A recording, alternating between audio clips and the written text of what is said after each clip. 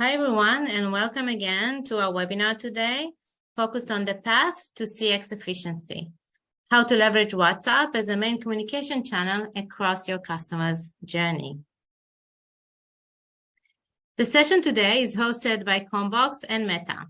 With me today is David Cohen, business messaging lead from Meta, to share best practices, tips, and tricks for introducing WhatsApp for customer engagement. We also have a great chat coming right after with Bar Sol that led an inspiring transformation for his company, HFD, a logistics company, dramatically shifting a whopping 85% of all inquiries to an automated experience without involving any agents or human touch. We have a packed session today, and I'm excited to kick it off. We'll have time in about 35 minutes for a Q&A session, but please add your questions during the webinar in the Zoom chat window, and we'll make sure to address them at the end of the webinar. My name is Diana Nevo. I'm the CMO at CommBox, the first autonomous communication platform. A few words about CommBox for those of you who are meeting us for the first time today. CommBox was founded 9 years ago with a vision of transforming customer communications to a natural, simple, and effective both for brands and their customers. Our omni-channel platform is built with the latest and greatest technology available today for an AI-driven automated experience. We help brands to keep their humans in the loop only for the most important and most critical business impacting inquiries. We do it for brands across many different verticals, from traveling to education to government, hospitality, utilities, healthcare, insurance, and more. And all of them have a lot in common in the desire to automate any repetitive manual work and to automate it to drive a great experience. But it's not only about driving great experiences for customers, it's also for driving efficient outcome for business. We see now that the market is in a tipping point where at the end of the day, they all want to deliver great experiences, but also be very efficient. And for the longest time, there was a perception that it's kind of an either-or game. You either put a lot of headcount, a lot of people to drive experiences and to take care of customer inquiries, or you ship to efficiencies. But the reality today is much different. With today's technology, the consumption habits and taste of your consumers, and the best practices, we are actually able to deliver both very human-based interaction, but efficient and outcome-driven experience, which is great for businesses and brands. And that's the sweet spot of where CommBox operates. So let's switch gears a bit and hear a bit from you. So a little poll to get us started. You will see a poll question popping up on your screen, and you will be able to answer it and choose the right answer for you. Let's put the poll question. Okay. I hope you can see it now on your screen. Does your business offer WhatsApp as a main communication channel? If you put your answer, we will share with the audience in a couple of minutes.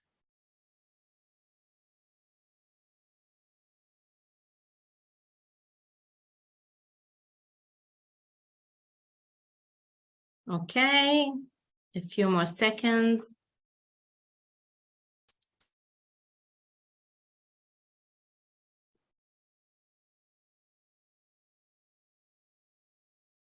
Okay, so it seems like 42% of you here today are not doing it yet, but are looking into it. 70% is main communication channel, and that's pretty amazing. And we are looking forward to sharing some tips and tricks on how to take it to the next stage, next level. 25% are using it, but not as a primary channels, and 17% use other channels as well. So that's great to see. And we will move on now to the first part of our session. Okay, so welcome, David, and thank you for joining us today. The floor is yours now.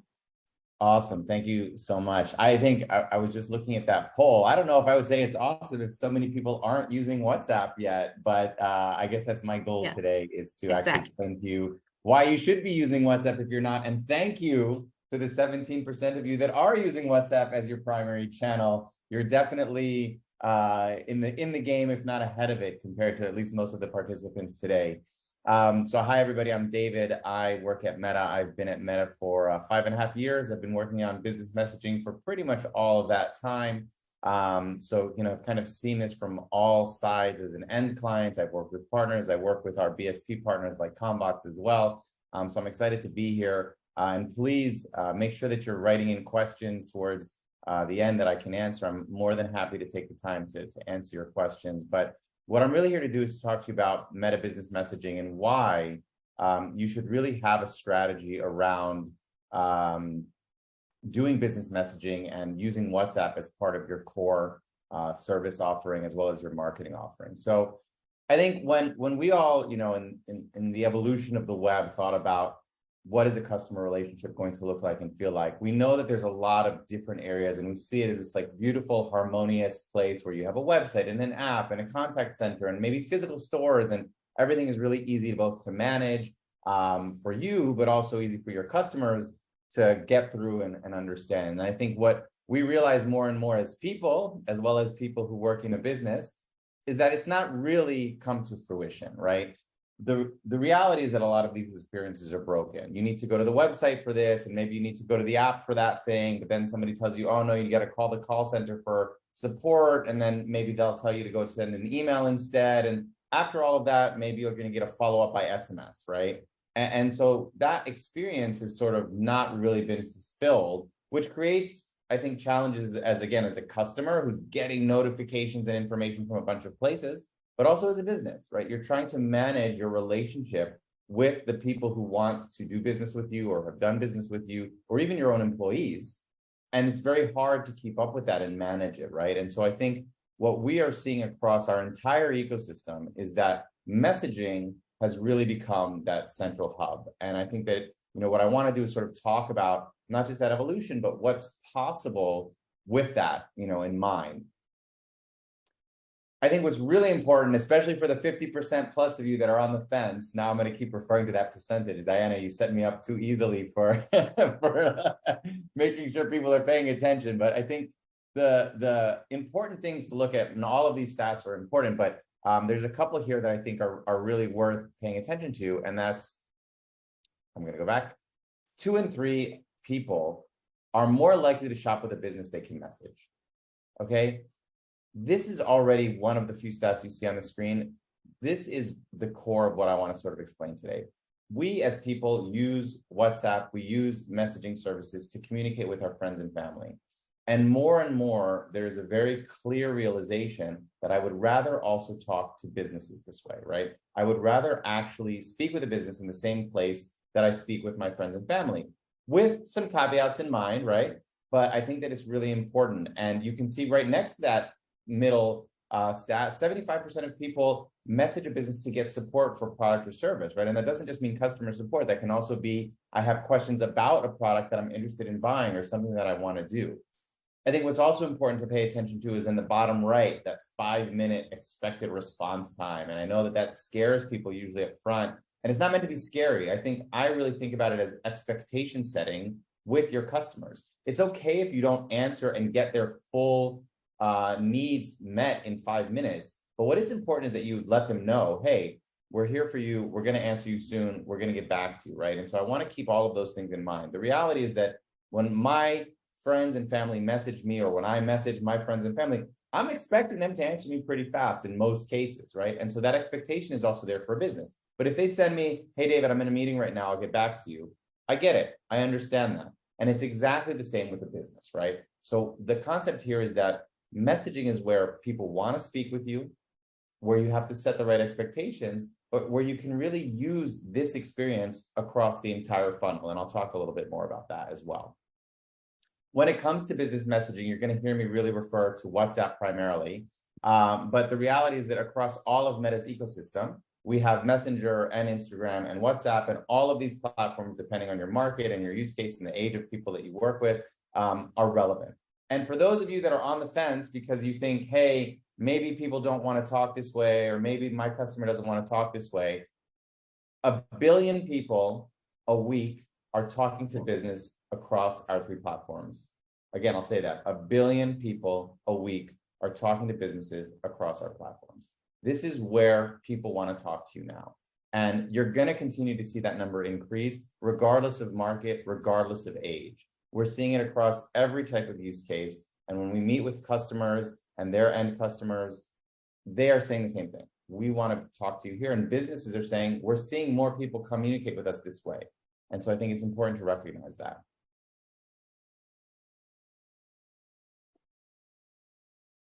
And when I talk about how do you communicate with your customers, it's not just about customer service. It's really the whole journey. And it's really about thinking, where is it that my customer has a need that I can really solve quickly in a one-on-one conversation? And I'm happy that we have HFD on the call after me, because I think that it's actually a really simple use case.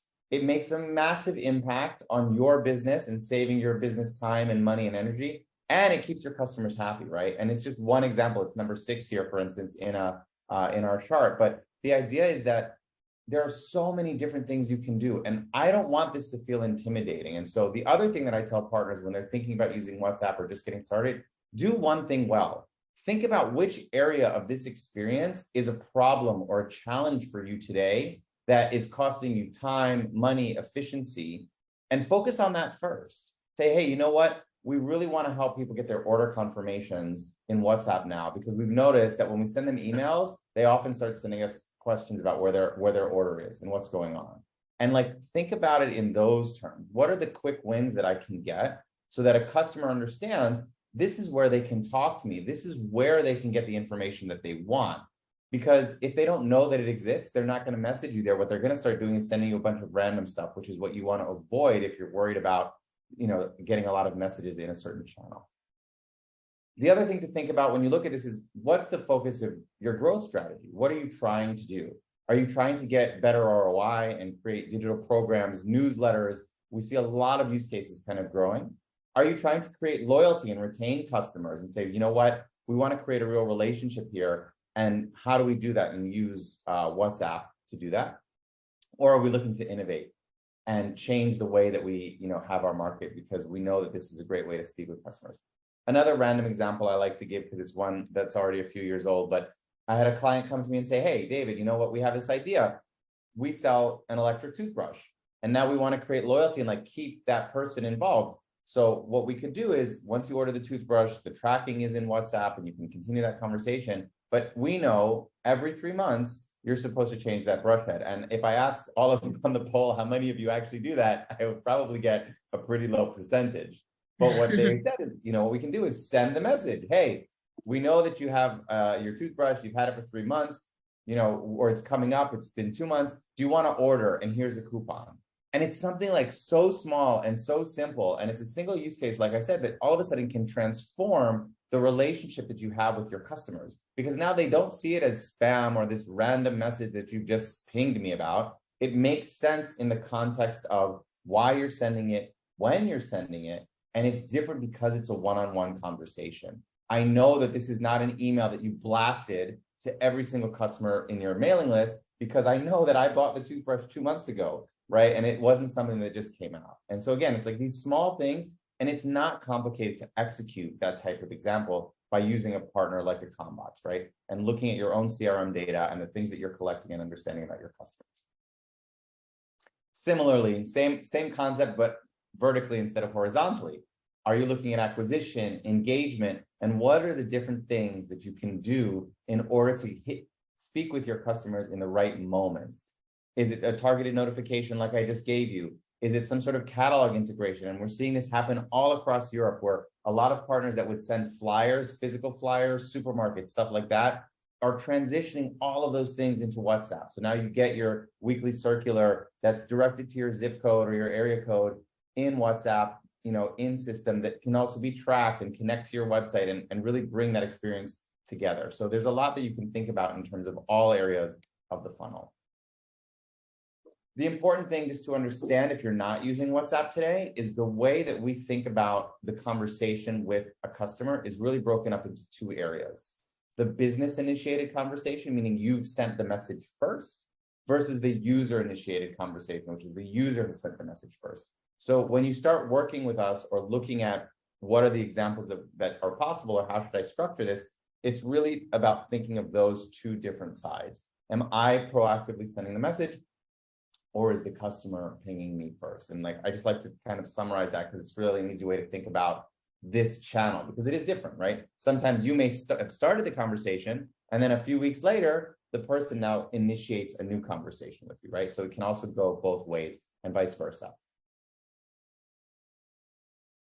And again, think about all of the different ways that you can put your existing customer journeys into a one-to-one conversation, generating leads, cart abandonment, all of the offers and newsletters like I mentioned, and then again, recommendations related to previous purchases, right? It's about using the information you have to create a strong relationship so that the customer, just like I feel that when I'm messaging somebody on WhatsApp, I'm having that one-on-one conversation with my friends and family.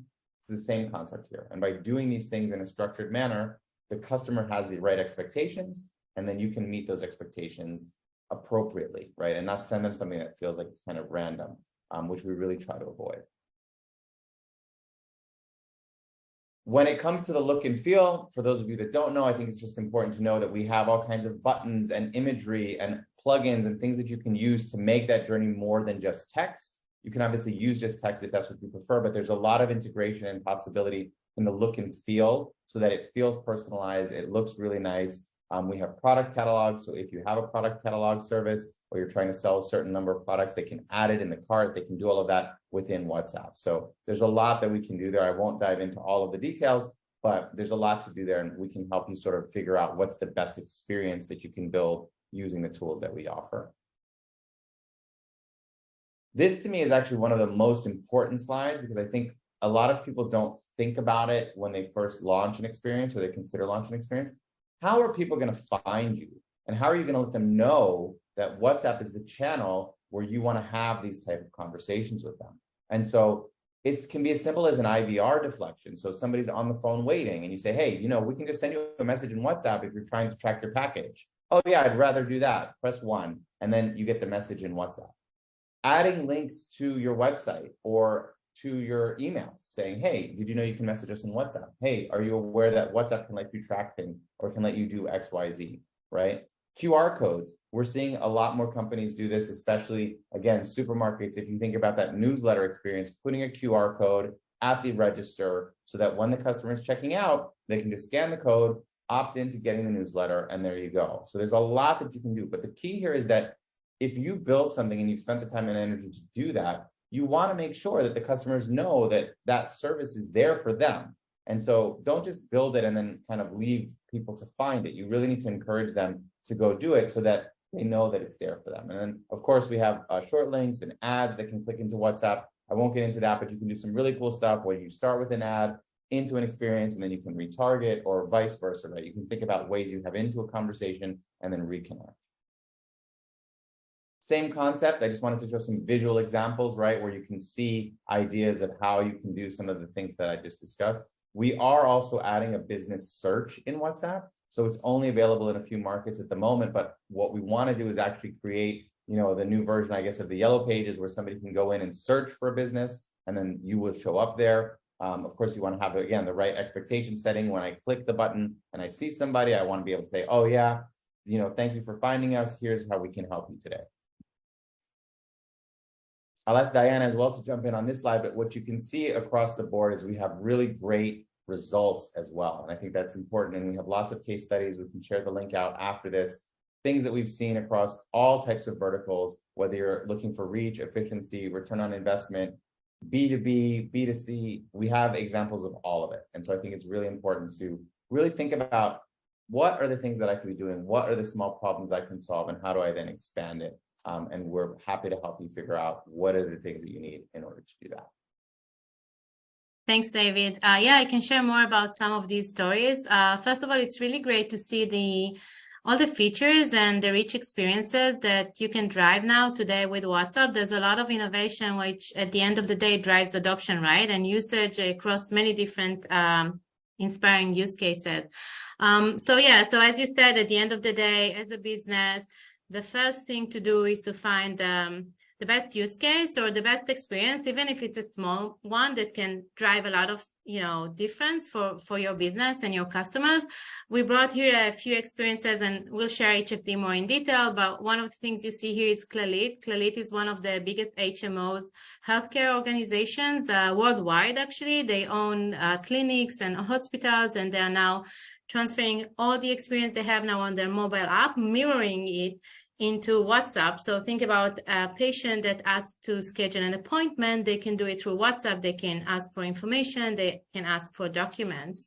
Another experience is the Brimag online experience. That's electricity, I would say, retail in Israel. And they actually converted a lot of their digital service agents into sales agents and helping them drive more revenue for their business. And another interesting use case is for Strauss Water. They actually use WhatsApp for HR. So their recruiters use WhatsApp in order to screen CVs and automate some of the recruiting process. And it saved them a lot of time and it became much more efficient, the process. So we have many stories like this. And we always focus both on the experience and on the efficiency side. So thanks again, David. And moving on to the next poll. Okay, I hope the statistics now will be more engaging. So, it's a lot about the channel and it's a lot about the experience, but it's also a lot about, taking a lot of the manual work, a lot of the human-related customer communications into an automated experience. But we have different feelings when we hear the word bot. So I'm gonna pull up the poll now. 1 second. It's gonna come up. Yes. Okay. Okay. Okay. So what's the first thing that comes to mind for you when you hear the word bot? So feel free to add your feelings to it and answer the poll. Okay, we'll give it a few more seconds.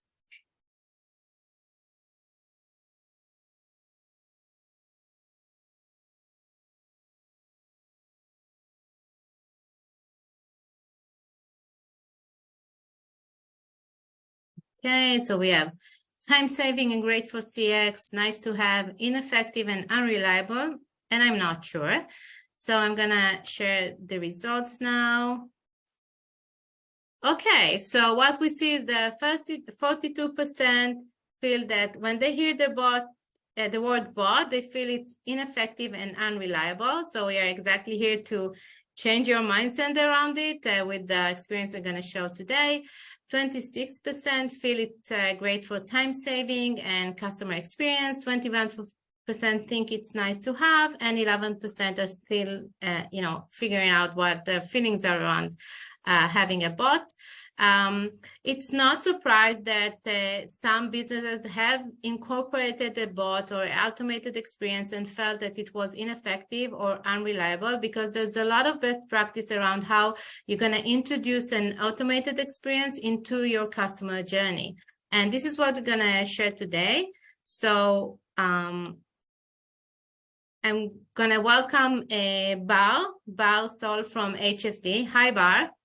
Hi, Diana. How are you? Great, thank you. So thank you for joining us today. And we're going to share the story of HFD. You're going to tell us a little bit about your business. And we are actually going to share the actual experience on WhatsApp so you can guide us through the experience. And again, if any of you have questions or want to have more information, you can throw it in the chat window and I'm going to answer it at the end. So again, welcome, Bar, to our session. And first of all, tell us about you, your role, and the business of HFD. Okay, so I'm Bar Sol. I'm working on HFD. We are a local delivery and logistic company. I'm the head of customer service in my company. I'm managing all the customer service all around the country. We have like 50 agents. Some of them working from the office and some of them working from home. that's I can tell So you about the company, but yeah, no, so HFD is it's a local logistic company, I think one of the biggest ones in Israel. And basically you do delivery and shipping for what types of brands, for example? okay, so we have a lot of brands. We are working with 3,000 businesses, and we are deliver to 700,000 per month the end consumers.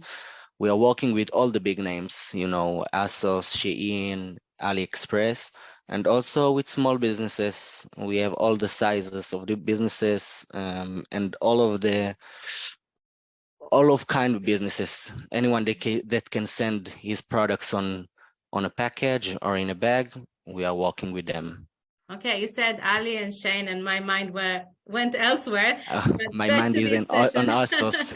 Yeah, so it's interesting because actually you serve these businesses, right? But the experience actually touches the end consumer. So by Yes. delivering a great experience to people like me that order a little bit too much from these types of brands, so you touch the end consumer experience, but you're actually creating the brand experience for these businesses, right? For these brands that want to have a great service for their customers, reliability, visibility into their packages, etc. So that's great.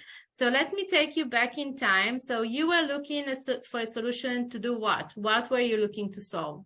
Okay, so 3 years ago, we all had the pandemic of COVID-19, and all of the businesses online was they had an overload and mass overload on them on the orders, online orders. So we had to give them the service of the deliveries, and also because of the increase of the orders, we had an increase in mass overload requests from end consumers. So we had to give them, the end consumers, a solution that can give them automatically solution on the repetitive request, you know, like change my address, change my phone, status on the package, when they will get it, and you know they want to talk with a human agent, they can in any time, but myself as a customers want to do some things online and by myself on my time, so we search for the automatically solution. Yeah, so as you said, in COVID, many businesses saw a spike in demand, but that spike also led to a lot of overload for customer service teams, and the hiring, the training. There was a lot of challenge around that area, and you decided to automate the most common experiences, which, as I said, we see in every business, the 80-20 of the same repetitive asks, requests, and you embedded the solution within your systems in HFD. Maybe let's show the experience, and you can guide us through it. And let me just press play here. And we're seeing the actual experience of HFD on WhatsApp, right? Yeah. Yes. As you can see, you can send the WhatsApp channel a message. The bot ask you the order number. When you are sending the order number, they ask for the phone or two-part notifications, and then you will get the correct status of your orders, and if you can reply what you want to do. You can change a pickup point, you can check another delivery. If you want to talk with a live agent, you can do it during work time. But what I want to show you, that you can do everything online and by yourself. I mean, most of the time and most of the requests are repetitive. You don't need a live agent. You can do it on your time, whenever you want, and you don't need to wait. Before we had the solution, they had to wait a lot of time. Yeah. And it was a bad impact on our service for my customers, the business customers, and also the end consumers. Yeah. So the experience that you're showing now, that you're delivering to your end consumers, is completely automated, identified, I get connected to your systems, your CRM, also connected to external systems for locations and whatever is needed to have a closed outcome-driven experience. But also, if at any point a customer would like to being handed over to a live agent, they can choose that as well, right? So this Yes, is how you guard the experience. yes, anytime they can go to a live agent. Most of the time, 80% of the times, they don't need a live agent. They get the status, they get the changes that they need and do it by themselves. But if they want, they can always go to a live agent and talk with a live agent, and he Yeah. can help them. As you can see, the satisfaction that we had September 2029, then the satisfaction that we had in December 22, and Yeah, we it's pretty keeping, amazing. So yeah, how much of the overall incoming volume of communication is resolved through this automation, through this bot? 80% of the end consumers requests are solved with WhatsApp Amazing. automation script. That's great. So obviously we see here on the screen the business impact, the 85% resolved automatically and the SLA improvement, and I think a very good satisfaction, like amazing satisfaction level. And that's all about the experience, but take me a little bit through the experience of your employees, right? Because this certainly changed the way they work. Yes, so the satisfaction is a direct impact of the employee stress over the work time, because before we had this automation solution, they had to work overtime. We always was on full-time job. We always had a mass overload, and the agents are working from home on this time, and they had really hard time to keep up the mass overload they had. I mean, it's really hard to work under this stress. So also in this business, everything is important, and every deliveries need to get the end consumers ASAP. So everyone want to take their orders right now. So it helped us to save a lot of money. 25% of the human resource was decreased, and it helped us to save our agent. I mean, my agent work life was in average 6 to 8 months. Now I'm standing on 12 months. That means The they are more. retention. Yeah. Yes, Yeah. that means they are more professionals, they know how to work, they know how to increase the satisfaction percent for the customers. I can see a lot of improvement, and we also working on it. We are trying to get much better each day and each week with the automation solution. So it's interesting because obviously the agents' work improved, because not only they have as like with CommBox, a full visibility of the journey on the automated side, on the live agent side, the AI side of it, but it's less stressful, right? There's a lot of, there's a lot of room to give whoever ends up to talking with a live agent the attention they need in order to solve their case. So of course, there's a complete mirroring between the employee experience and the customer experience. But there's one thing that you said that made me think, when you think about your agents, do you think about the human agents only, or do you because there's a lot of automated experience or bots involved in, serving your customers today? Yes, I think the automatic agent and the human agent can and need and have to work together, because if you are not improving each day and each week the automatic agent, then the human agent will work much harder, and they will be stressed, and the satisfaction level from their service will be decreased. So if you are working on the script, and you know how to work on the script, and you know how to improve the customer service journey on your script, then you always be improved, and you will save the same satisfaction level. If you let it go, then you can see the decrease on the satisfaction level, because everything is changing. You need to be really on it, and you need to always change it and always update it. I call it the 1 week fast win. Each week I have a one fast win on the automatic agent, Mm, and each week I can change something that will be improved for the end consumers and also for the human agent. that's great. So, okay, so to sum up this experience, and thank you again for, sharing, and also congratulations on, these great, I think, Thank you. transformations that you led. So for whoever is listening now, and, we are now trying to bust all these, perceptions about bots, and they want to start, how should they start? Where should they start? What's your Okay. take from your experience?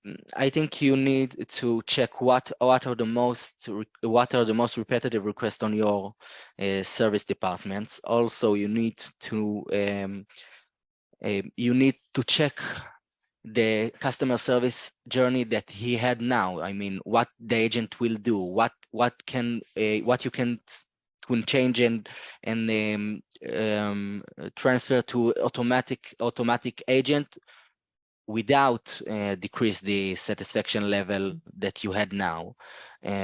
Also, I really love to involve the human agents on the changes. I mean, each week we have a combined conversation, and we ask them what they think we need to do. They were involved in all of the journey, and I think the really important thing that we updated was from their ideas. I mean, we ask them and we get the solution because they deal with it daily. They work there. Myself, I'm trying each week to take 1 or 2 hours to improve the bot and to improve the script, and also to take the conversation from like a human agent to see what they get, how they talk, how I can improve the next step. Also, you need to know that you need to check that the technology is support your brand. It supports in the API calls or anything that support in your systems and the bot. Yeah. Okay. I have one last question. Sorry. Are you an IT person? Do you need to be knowledgeable? Do you need IT people from your company to lead So this? most of the time, I don't need the IT, only if I want to update something big, like a new script or new API codes. I don't need to be an IT person to change it. I change it by myself. I change the script. I change the emojis. I change everything that I want to change. I change the flow if I want new teams to lead some changes that we have in the script right now. Most of the time, 95 of the time, 95% of the time, I don't need an IT person, but I'm not an IT person. I'm Okay. customer service person. Okay, that's great. So thank you again, Bar, for sharing your experience. I'm sure that many of our people joining us today learned a lot. And again, congratulations on these great numbers and transformation. Thank you. Thank you. Okay, so we're almost done today. We're going to open the floor for some Q&A. I just wanted to echo what David Cohen mentioned earlier. This experience of HFD is one experience in one specific vertical, but actually we go across the customer journey, right? So you can think about the different use cases and the different uses. So I added some examples here. So you can do campaigns on messaging on WhatsApp in order to reach a mass audience and still make it look like very, very personal experience.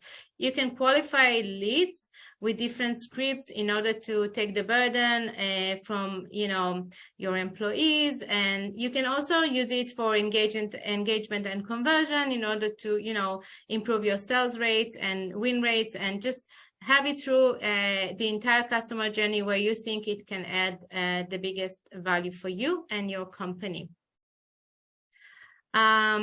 Just before we end, when we go about helping companies to transform a very heavy operation, which is mostly based on calls, on phone calls, which is not always the case, but sometimes in big organizations, we have our own methodology that's called 50-50. It's a best practice that helps you identify how to shift call volumes into messaging and drive adoption to that channel at scale.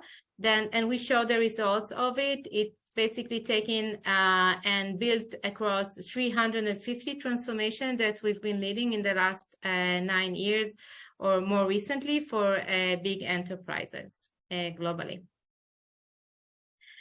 And to sum up, and before we open the floor for questions, we added some ideas here to help you inspire to think how to start. I think you guys know your business the best, and you know what are the most common requests, inquiries, cases that you'd like to automate while keeping, a human touch in the experience. So, think about these different use cases, where you can have the sweet spot of introducing a new, small, automated experience and then nurture it as a bar share and optimize and scale to others. Okay, so I'm going to take a few questions now that I see here. Just 1 second.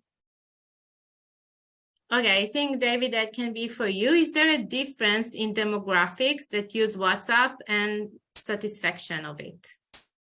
Yeah, so, and I think Sophie, it looks like, asked 2 questions, so I can kind of address maybe both of them together. So we're seeing an increase in usage of WhatsApp across every demographic, so every age, every geo. So broadly, we're seeing more usage across everywhere. And in terms of the satisfaction, I think the satisfaction comes into what is it that you're trying to do and what happens, but we haven't seen, at least not that I've heard of, any correlation between age and satisfaction. It's more around obviously the experience and satisfaction. And as in the example you saw, as you start to invest in the experience and understand what's working, what's not, you can sort of work to improve that. And then similarly, like a maximum number of questions, we don't set any specific on the WhatsApp side. We don't set any, sorry, I'll ask the question for everybody just in case they didn't see it. Oh, yeah. Is there a recommendation for the maximum number of questions that WhatsApp can ask before leading to dissatisfaction? Because you might have complex flows, right, in a telephone. So I think that we don't set any specific requirement and say you can't ask more than 5 or you need to ask only 2. I think the key is to understand what do you really need from the customer to get them to the answer, and how do you do that? And I think that there's areas where we can help with that because we can put buttons, so it doesn't necessarily need to be like free text, like full answers every time, right? You can actually create a flow that is quite easy for the customer to go through visually so that it doesn't feel like there's a lot of questions. And I think unlike a phone tree, let's say when you're doing that in a message, it can actually be quite quick, right? Because you can just be like, yes, no, where are you from? Here's my location, etc. I think the other difference here, obviously, the customer's phone number already. So then I would ask, like, is there data or information you can pull, similar to like what HFD does and says, hey, we have kind of 2 questions, right? Like, what is the product number or ID or your shipping order ID? And then what is your phone number, just to confirm that this is really you? And so obviously in your question, I don't know like what your use case is, but the key is like, what's the minimum amount of information you need to start going down the answer path? And yeah, if you need to add a few more later, you can definitely do that. But there's also additional integrations that you could do together with CommBox, where they can, pull information from your CRM or your databases as well to make those things easier. But it really depends. But broadly, we don't have like a specific limit that we've set on what you can ask or how you can do it. Okay, great. We'll do one more question and then we'll take the rest offline and get back to you. So one question we got through the chat is, should I go about and automate the entire experience from the start or do small tests at the beginning? So I'm not sure exactly what was the meaning here, but from what we know, as we mentioned, the best thing is to try and start with automating one specific experience. For example, if you are, let's say, an insurance company and the most common inquiry is, I want a copy of my policy, my insurance policy. So start automating that and see the uptake and see the reactions. And then you can expand the experience into other areas as well. Okay, so I want to thank everyone for joining us today. Thank you, David, and thank you, Bar, for joining us and sharing your knowledge and experience. This presentation webinar will be shared with you via email in the next couple of days. Thank you very much. Bye.